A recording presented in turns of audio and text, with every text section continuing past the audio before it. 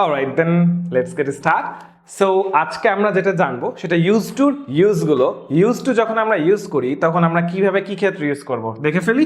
সাবজেক্টের পর ডিরেক্ট যদি ইউজ টু থাকে তাহলে ভার্বের বেস ফর্ম হয়। সাবজেক্টের পর am is are was were, অর্থাৎ সাবজেক্ট আর ইউজ টুর মাঝখানে যদি কোনো একটা অক্সিলারি ভার্ব ঢুকে যায় তাহলে অবশ্যই ইউজ টু পর ভার্বের সাথে ING. And subject plus get plus use to এর পরেও কিন্তু ভার্বের সাথে আইএনজি। আমি আগেই বললাম ইউজ টু সাবজেক্টের মাঝখানে যা কিছু যদি ঢুকে যায়, ঢুকে গেলে ইউজ টু পরে ভার্বের সাথে আইএনজি। যেমন এক্সাম্পল দেখি, I use to take tea, I am use to taking tea, I get use to taking tea. অর্থাৎ যখন just I use to subject plus use to ভার্বের base form, I am use to আর সাবজেক্টের মাঝখানে am, তখন ভার্বের সাথে ING. And I get use to আর সাবজেক্টের মাঝখানে গেট, তখন ভার্বের সাথে আইএনজি। That's all. খেয়াল রাখবো এটা, হোপফুলি বুঝতে পারছি। Bye bye.